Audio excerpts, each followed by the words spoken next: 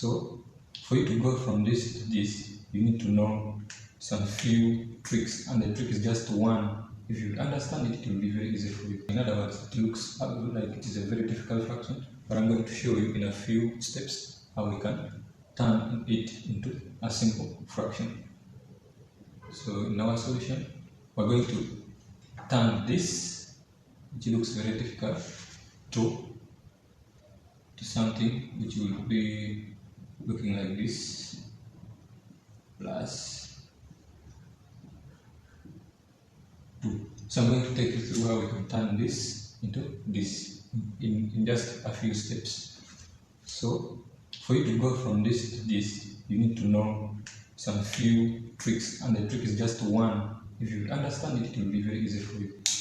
So we have our question as 5x plus 7 over x plus 1, x plus 2. So the trick is, for you to go into this, you have to introduce some constants. So you're going to let this question be identical, okay, divided by the first denominator plus b divided by the second denominator. After that, this is the trick actually in the whole of this question. Other people, like the common mistake people make is when they let, instead of this, they're going to write, they usually write it that a plus b divided by x plus 1 and then x plus 2. So if you do it in this way, that means you're doing it in a wrong way. So this is the correct way. So we proceed in just a simple terms.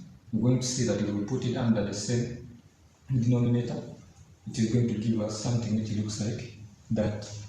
And then, like when you cross multiply, the denominator will, okay, since the denominator and the denominator of this side is going to be the same, they will both cancel. So you equate the numerators when you solve this.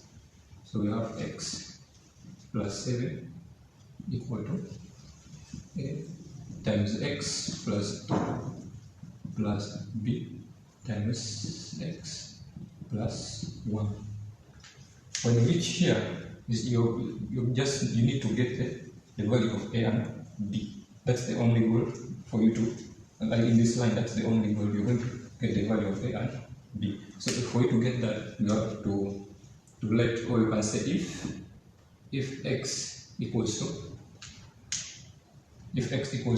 for you to get the value of a, that means you have to first eliminate b. So for you to eliminate b, you should put here the value of x should be -1, so that when you multiply -1, not when you multiply, but when you add -1 and plus 1, you get a 0, which multiply the b and it takes it to 0.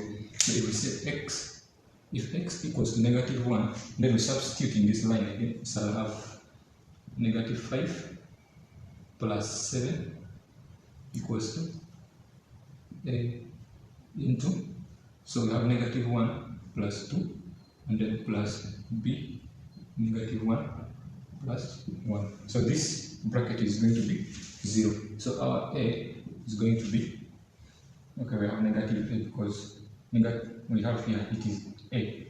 -1 plus 2 is 1. So when you multiply 1 by a, it is a, and then when you add this side, you will have 2. That means our value of a is 2. And then if our x equals to 2, because we want to get the value of b right now. So for us to eliminate that, for us to eliminate a, we have to put the value of x to be -2, so that when we get a 0 b. So we'll do that, and then it's in this line. The next, so I'll have, when you substitute here in this again, I'll have -10 plus 7 equals to, this is going to be 0, and then equals to b, and then here it will be -2 plus 1. So we have -b, because that is the bracket. When you multiply it, it gives you a -b equals to, and then here we have negative 10 plus 7, that is 3.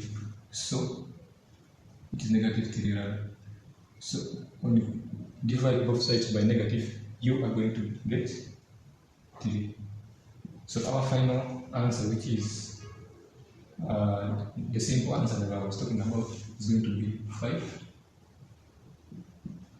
So when you evaluate this question or this problem, you are going to get, so our value of A is 2 plus 1, and then plus our value of B is 3 divided by x plus 2. So this is how we solve this question. The next question that we're going to see is when the denominator is a repeated denominator, because for this one it's just a linear, but for repeated is when you have x plus 1, maybe power 2, something like this. Maybe you have x plus 7 and then that. So it is also in a different way, but I'm going to show you in the next video how we can work this out.